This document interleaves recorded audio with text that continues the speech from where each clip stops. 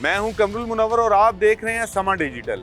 उम्रा वीज़ा के नाम पर मकरू धंधा करने वालों की सरकोबी के लिए FIA ने अपना शिकंजा सख्त कर लिया है। समा ने इस हवाले से अपनी तहकीकात की हैं और उन अफसरान से रब्ता किया गया जो इस अमल में लोग जो शामिल हैं उनकी गिरफ्तारी के लिए और उनकी सरकोबी के लिए कोशिशें कर रहे हैं। आइए उन्हीं की ज़ुबानी जानते हैं कि अब तक क्या इक़दाम किए गए और ये जानते हैं कि ये उम्रा के वीज़ा पर लोग क्या क्या मकरू इक़दाम करते हैं।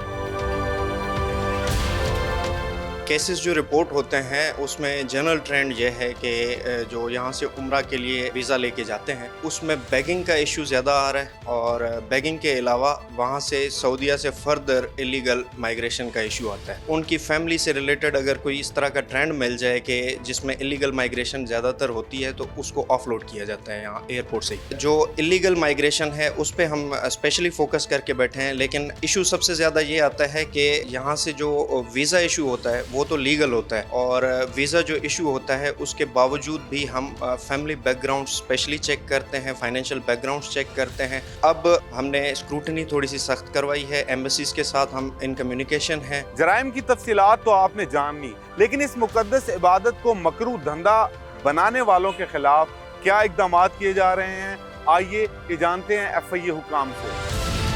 हमारे पास जो केसेस रिपोर्ट हुए हैं, जो लोग वहाँ से डिपोर्ट हुए हैं या इस्लामाबाद एयरपोर्ट पे जो लोग हमने स्क्रूटनी की हुई है, प्रोफाइल की है, इसमें एक मखसूस एरिया है जहाँ से लोग उम्रे की आड़ में जाते हैं, वहाँ पे बेगिंग करते हैं। और अगर वो लोग आते हैं तो हम जो हमारे पास लॉ है अवेलेबल उसके मुताबिक कार्रवाई करते हैं, एजेंटों के ख़िलाफ़ भी कार्रवाई करते हैं। जैसे कुछ एरियाज़ हैं जहाँ पर ये ज़्यादा लोग वहाँ से जाते हैं तो जो हमारे वहाँ पे सर्कल्स हैं हम उनके साथ भी कोऑर्डिनेट करके जो एजेंट्स की डिटेल है आपस में लाइजन करके उनको भी इंटरसेप्ट कर रहे हैं और उनके खिलाफ कार्रवाइयाँ कर रहे हैं। जो हमारे पास लॉज हैं उसके मुताबिक अगर तो हम देखते हैं कि अगर बंदा रिपीटर है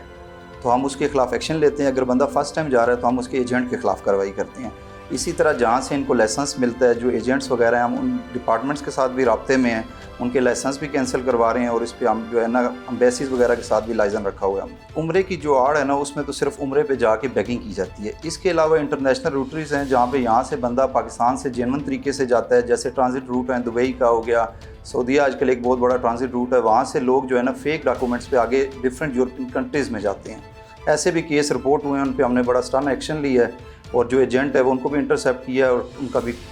कोर्ट में ट्रायल चल रहा है। सर, पाकिस्तान को बदनाम करने वालों की जुर्म की संगीनी का अंदाज़ा इस बात से लगाया जा सकता है कि वो अपना मकरू धंधा चलाने के लिए उम्रे के वीज़े का इंतखाब करते हैं। ऐसे में कानून नाफिज करने वाले इदारों की जिम्मेदारी और भी बढ़ जाती है कि इन लोगों को ज़ुबानी जमा खर्च की बजाय इनकी संगीन तरीन सज़ाओं से तवाज़ो की जाए।